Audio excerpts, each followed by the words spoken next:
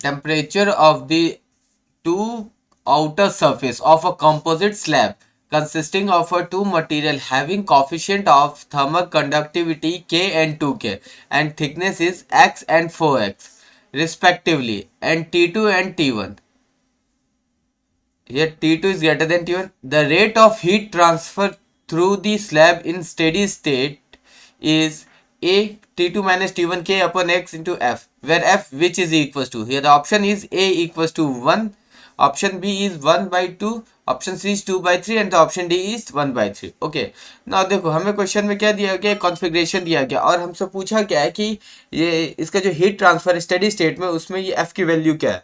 So as we know that the rate of heat transfer H is equals to dq upon dt is equals to delta T upon R equivalent. Okay, ये होता है हमारा heat transfer.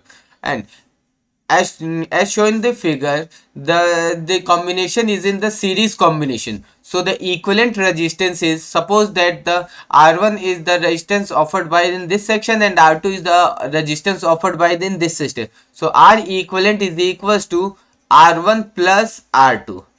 That is the formula of equivalent resistance in the series combination. Okay, now here where R is the resistance, so the value of R is equals to L upon Ka, where L is the width length of this conductor and K is the conductivity and A is the area. देखो R क्या होता है, हमारा resistance होता है, और resistance में देखो L क्या होता है, इसकी ये विड्थ होती है और K. तो हम इन दोनों के लिए R1 और R2 की वैल्यू निकालेंगे. तो हमारी R1 की वैल्यू कितनी आएगी, तो R1 is equal to x upon K into A. R2 is equal to कितनी आ जाएगी, 4x upon 2Ka.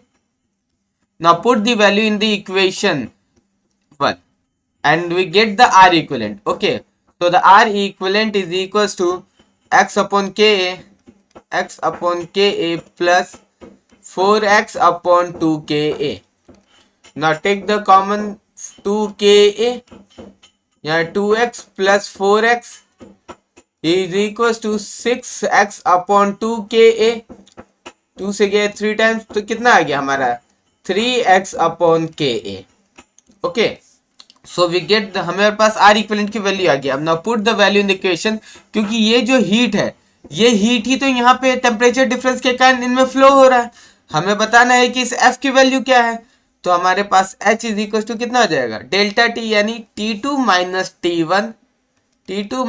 T1 upon K equivalent की वैल्यू कितने है, 3x अपॉन Ka. इसको हम रीअरेंज कर लेते हैं, तो Ka T2 minus T1 upon 3x. यह हो गया हमारा heat current flow in this configuration. Of compare for this. अब हम इससे कंपेयर करें तो हमारा देखो A T2 minus T1 K upon x. तो जो ये हमारा आएगा ना, H is equals to A T2 minus T1 K upon x into 1 upon 3. So the value of F in this equation is F is equals to 1 by 3.